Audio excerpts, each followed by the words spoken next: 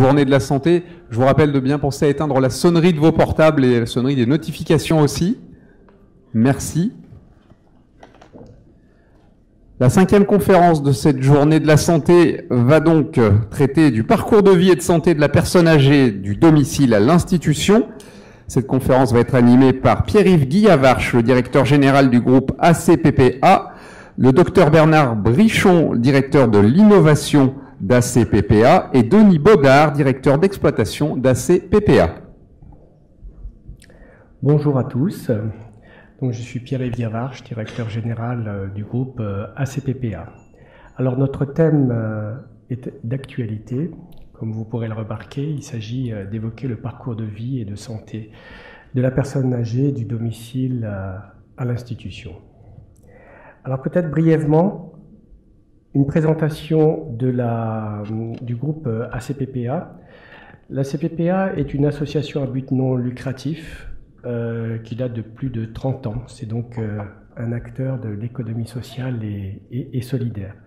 Alors, notre action est fondée sur une philosophie humaniste dédiée aux personnes âgées et à leurs familles. Notre expertise, vous l'avez compris, c'est la filière gérontologique. Il s'agit pour nous de répondre aux besoins et aux souhaits de nos aînés et de leurs aidants, et de valoriser leur parcours de vie tout au long de leur séjour. Notre vocation est d'accompagner au mieux le grand âge, quel que soit le niveau de dépendance et quel que soit bien évidemment le niveau de vie. L'accessibilité pour nous est une question obsessionnelle. Notre mission, c'est de maintenir l'autonomie et le bien-être. Alors plutôt que de vous faire une présentation un petit peu laborieuse, je vous propose de vous présenter un film, si on pouvait le lancer, merci.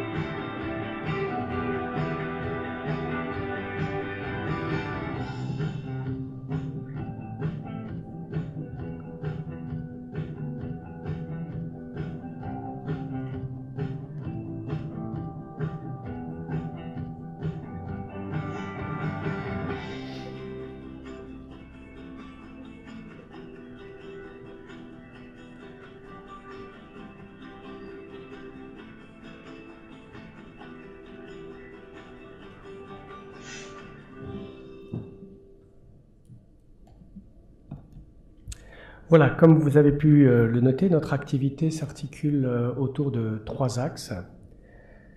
Une activité d'accueil et d'accompagnement de la personne âgée. Alors, quelques éléments d'explication que vous verrez développer ultérieurement. Pour les personnes âgées dépendantes, on parle de maisons de retraite médicalisées, des EHPAD, parfois d'unités de soins longue durée.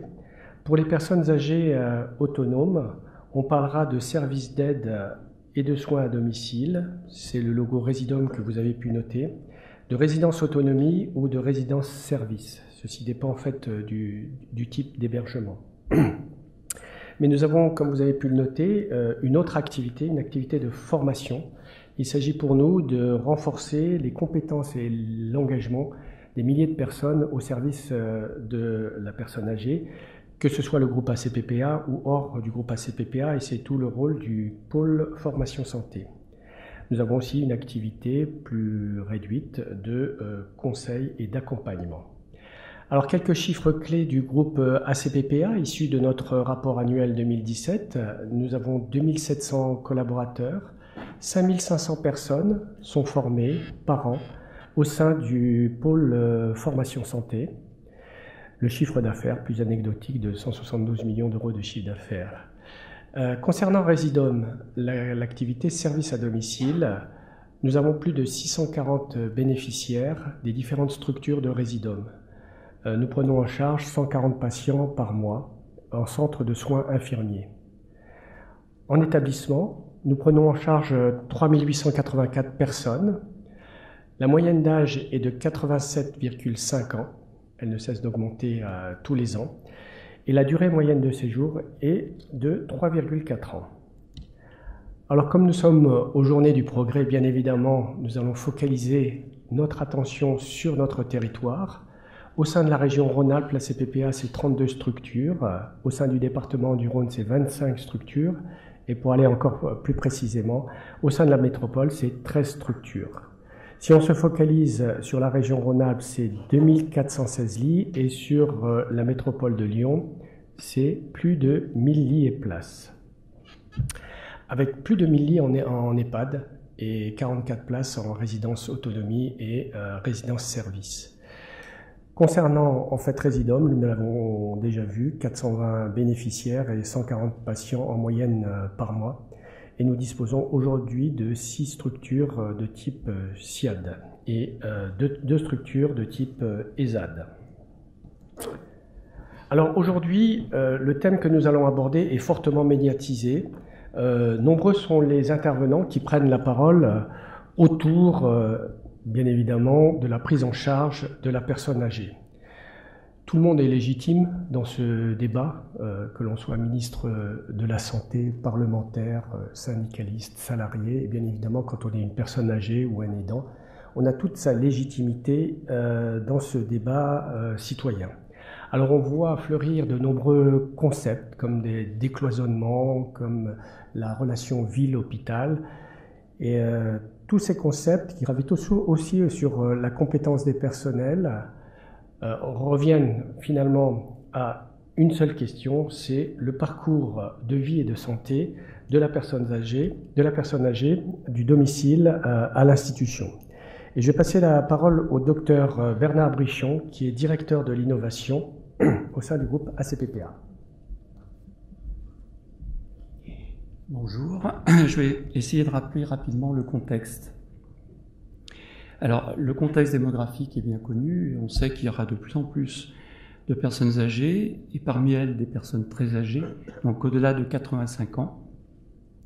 Malheureusement, un nombre aussi plus important de ces personnes vont présenter un degré de handicap plus ou moins important, qu'il soit psychique ou physique, et donc auront besoin d'aide plus ou moins importante. Le problème, c'est qu'on a aussi une démographie médicale qui est plutôt en baisse, et en particulier pour le maintien à domicile, un gros problème qui est assez récent, c'est l'absence de visite à domicile de la part de beaucoup de médecins généralistes en particulier. Sur le plan sociologique, évidemment, le souhait du plus grand nombre de personnes âgées, c'est de rester à son domicile, ce qui est tout à fait logique et évident. Ces personnes souhaitent rester à leur domicile, y compris lorsqu'elles présentent un degré de handicap parfois très important, ce qui fait que ce maintien au domicile passe obligatoirement par un aidant, le conjoint, le plus souvent. Et il est évident que si une personne a 85 ans, son conjoint a à peu près le même âge, et on imagine bien la fatigue à la fois physique, psychique, de cette obligation, enfin de ce soutien de son conjoint malade. Face à cette situation, en termes d'organisation et d'aide, comment est-ce que ça structure? Un premier point important, c'est qu'il y a une multiplicité des aides, que ce soit au niveau des services sociaux, dans les hôpitaux, dans les cliniques, dans les CCAS, au niveau des mairies, au niveau des services de la métropole. Les financements sont également très complexes, mal compris, et très complexes dans leur mise en œuvre. Il faut sans arrêt faire des dossiers, etc. Une information qu'on peut qualifier de défaillante, alors pour les usagers évidemment, mais malheureusement aussi pour les professionnels. Et souvent, les médecins sont mal informés des différentes aides possibles et de comment les activer.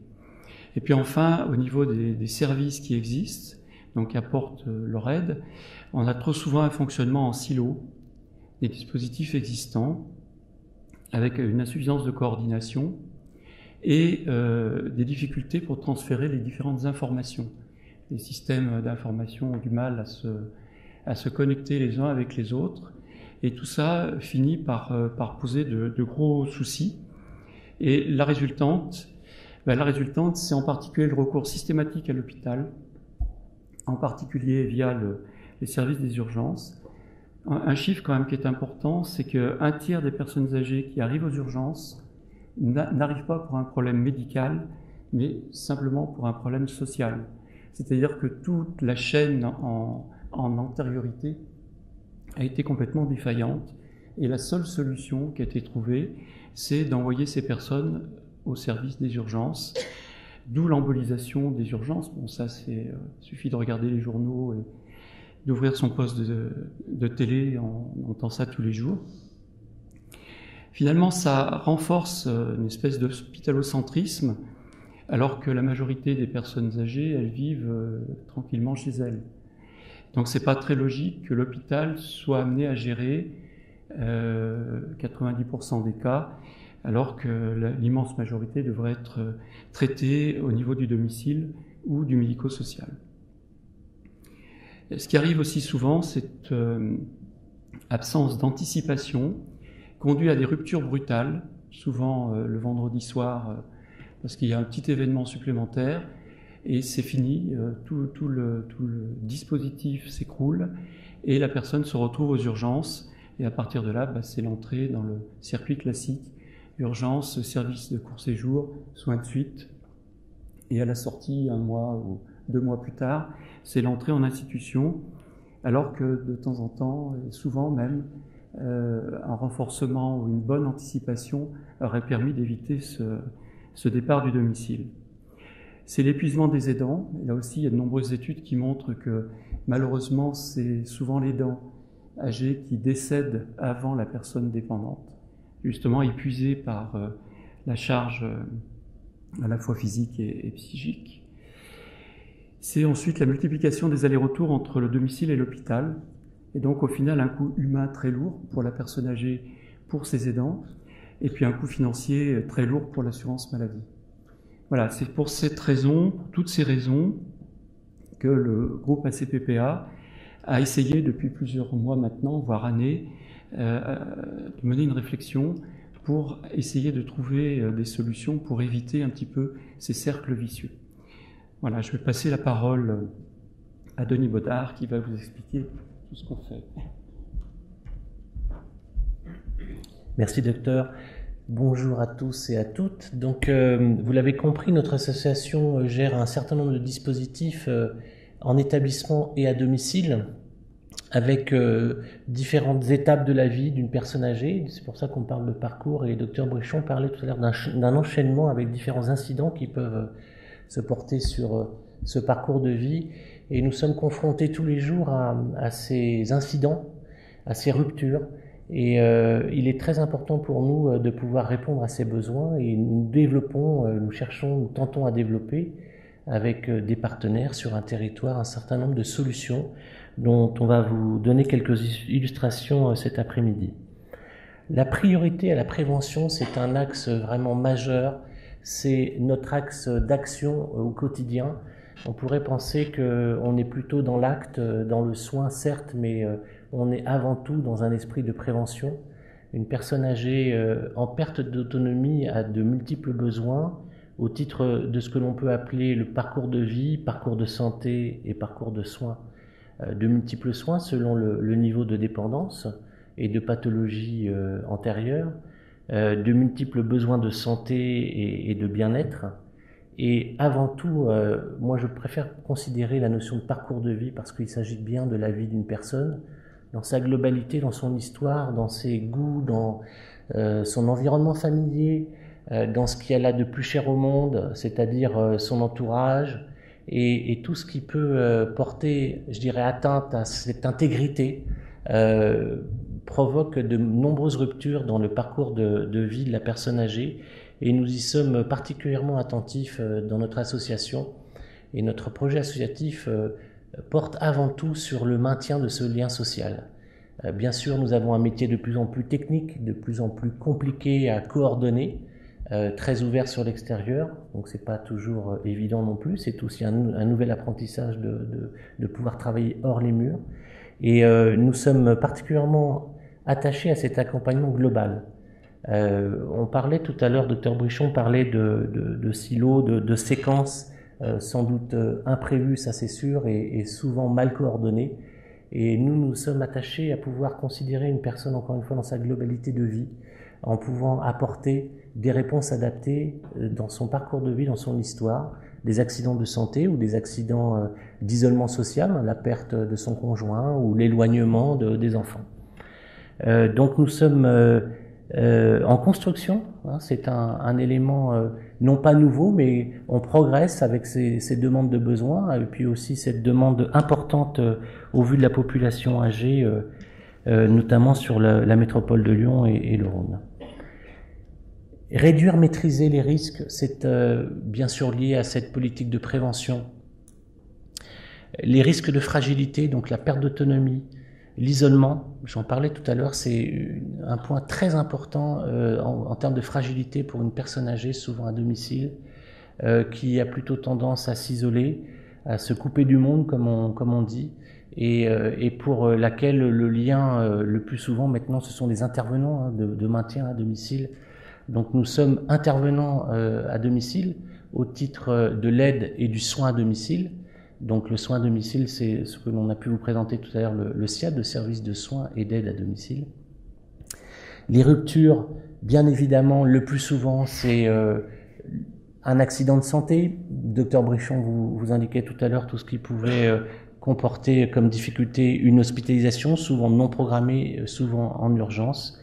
Et les composantes clés de ce parcours de vie, pour nous, c'est avant tout, encore une fois, le lien social. C'est la composante essentielle de l'histoire d'une personne dans son environnement familier.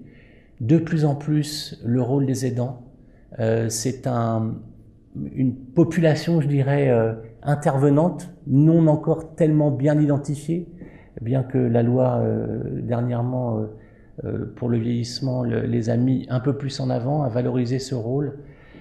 C'est un enjeu majeur d'aider les aidants, de pouvoir considérer un rôle de proximité bien entendu et de continuité. Beaucoup de ruptures sont liées aussi à l'indisponibilité de l'aidant ou des aidants. Donc nous avons aussi à cœur de pouvoir accompagner la personne dans cette globalité avec son entourage familier, avec l'aidant proche. Les aidants sont de plus en plus confrontés à des problèmes de gestion administrative, des problèmes de gestion, de coordination d'intervenants libéraux aussi à domicile. Donc nous sommes très attentifs à pouvoir apporter des solutions, de formation également auprès des aidants à domicile. Donc des informations aussi de la coordination et de l'orientation, parce que c'est vrai que le paysage, je dirais, d'accès à des différents recours de soins, de santé, de séjour en institution, c'est quand même pas évident. Donc nous, on baigne dedans au quotidien, on sait de quoi on parle, mais c'est vrai que pour les familles, c'est extrêmement compliqué de se retrouver à faire des choix, souvent malheureusement des choix en urgence. Donc nous avons valorisé l'importance capitale de cette prévention, de l'orientation, du conseil en amont et d'anticipation des prochaines étapes sur ce parcours de vie en fonction des problèmes de santé ou de dépendance qui peuvent arriver. Les centres ressources, au titre de l'information et de la coordination, c'est un des points également essentiels. Nous considérons à travers l'ensemble de nos établissements que nous avons à disposition du public sur un territoire, sur un quartier donné, un centre de ressources ouvert sur l'extérieur, un centre d'information, de coordination et de lien principalement avec le domicile.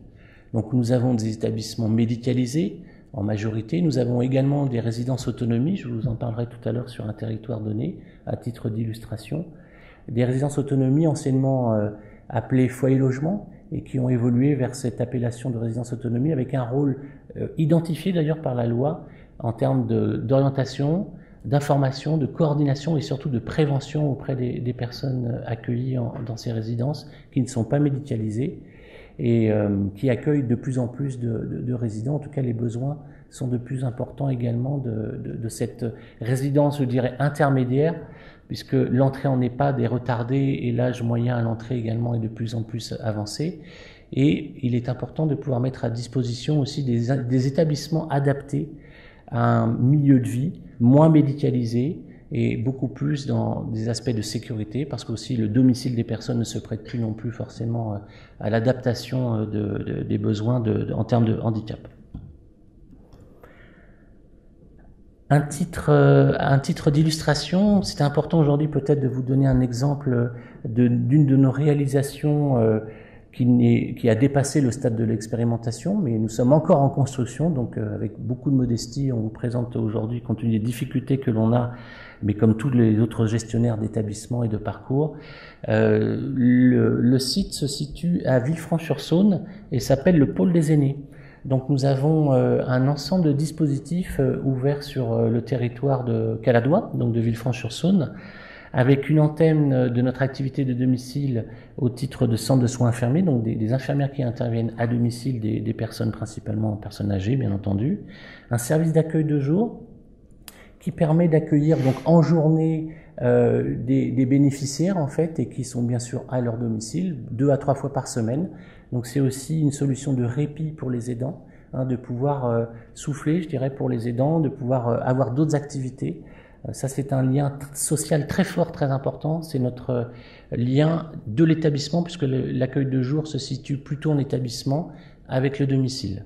2 résidences autonomie, dont je vous parlais tout à l'heure de l'importance aussi maintenant dans ce parcours des résidences autonomie, avant l'entrée en établissement plus médicalisé. Un foyer d'accueil médicalisé pour une partie de population présentant des troubles liés à des handicaps. Et donc 3 établissements pour personnes âgées dépendantes, des EHPAD, des maisons de retraite médicalisées, avec un certain nombre de lits, et puis surtout de l'hébergement temporaire. Ça, c'est aussi un dispositif d'aide aux aidants, de répit, qui est très important et qui est souvent mal connu, de pouvoir offrir à des moments de l'année, pour diverses raisons, une hospitalisation de l'aidant ou des vacances qui sont nécessaires, voilà, le temps de souffler, encore une fois, de reconstituer de l'énergie. Nous accueillons des personnes âgées dépendantes pendant quelques jours, quelques semaines plutôt, 1 à 2 fois dans l'année, ça dépend vraiment des besoins. Nous avons aussi une offre un peu plus ciblée sur les résidents présentant des troubles de la maladie Alzheimer et troubles cognitifs, donc une offre d'accompagnement gradué dans ce même pôle des aînés, avec donc ce dispositif d'accueil de jour, d'hébergement temporaire, un pôle d'activité de soins, d'accueil et de soins adaptés au sein d'un établissement EHPAD et une unité spécialisée. Donc c'est important aussi que nous puissions disposer à travers le parcours global des parcours fléchés, je dirais, ou un peu plus identifiés, spécialisés sur des situations de prise en charge de dépendance plus identifiées et qui portent énormément également de difficultés pour le maintien à domicile. Voilà, quelques chiffres clés pour vous, peut-être vous donner cette information de ce que peut représenter un pôle aujourd'hui dans notre configuration. Donc nous accueillons 300 personnes âgées en établissement et nous prenons en charge une centaine de bénéficiaires à domicile à travers le centre de soins infirmiers.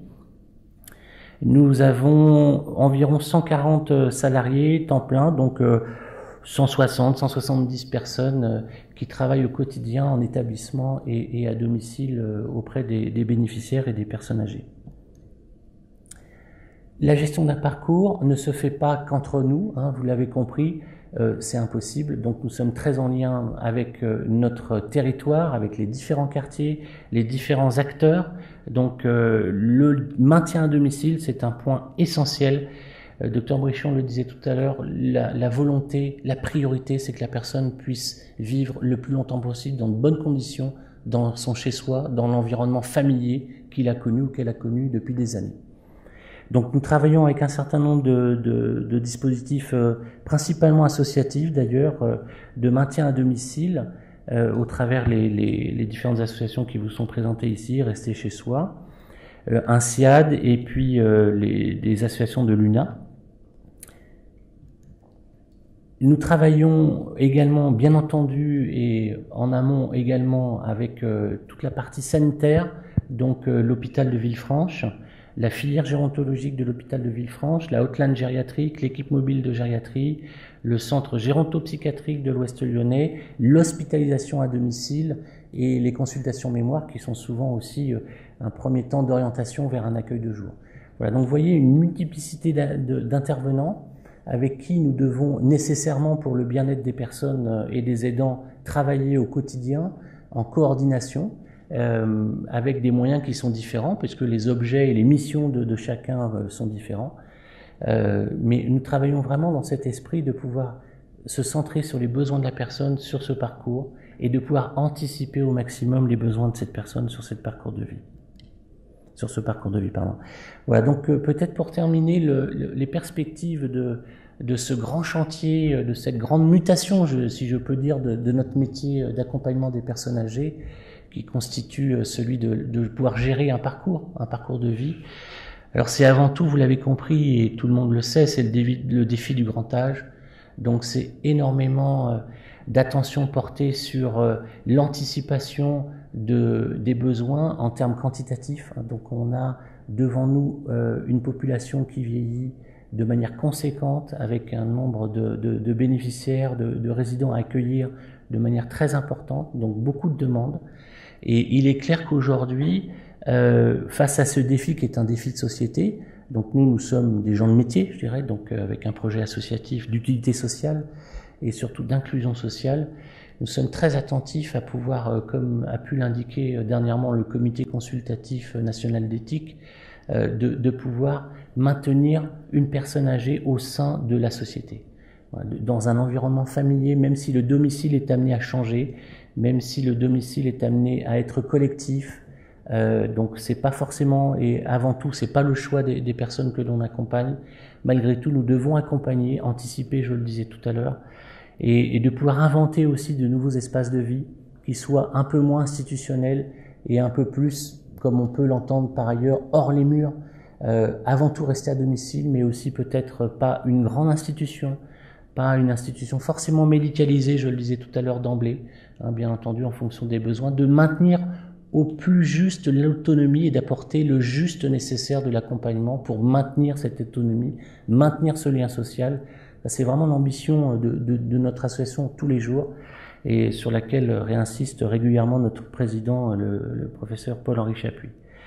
Rendre possible, élargir les solidarités, le rôle des aidants, le rôle également des bénévoles.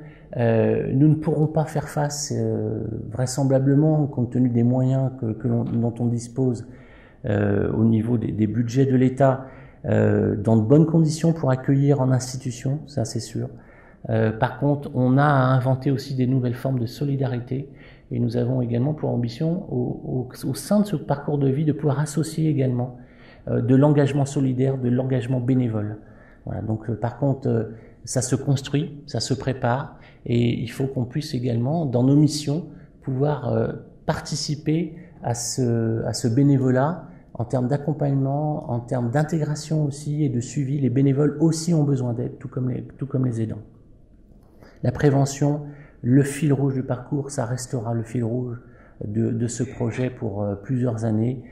C'est un élément permanent de pouvoir envisager les besoins d'une personne, d'anticiper ses besoins pour éviter ces ruptures et gérer au mieux ce que l'on pourrait appeler de manière un peu professionnelle les interfaces entre les lieux de vie, de pouvoir améliorer cette coordination avec le maintien à domicile, avec la filière gériatrique sanitaire.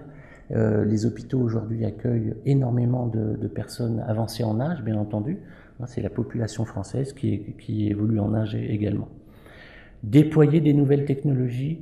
Nous sommes, au titre de l'innovation que pilote le docteur Bernard Brichon, nous sommes également très attentifs et très en veille sur les apports des nouvelles technologies, avec tout le questionnement éthique. D'ailleurs, nous sommes régulièrement questionnés au sein de notre propre comité éthique sur ces nouvelles technologies.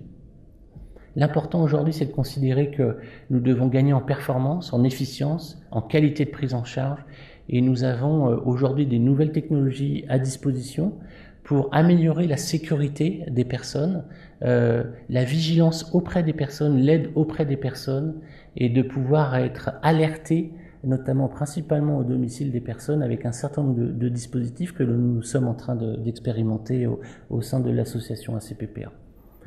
Nouvelles technologies aussi en termes de système d'information, là c'est peut-être plus pour la partie plus pro, mais vous imaginez que coordonner un ensemble d'acteurs aussi conséquents, échanger les informations en permanence entre les différents acteurs qui interviennent sur ce parcours de vie, ça nécessite en fait un aménagement, une évolution de notre système d'information, des systèmes d'information qui doivent être en interopérabilité, en échange permanent, tout à fait sécurisé bien entendu.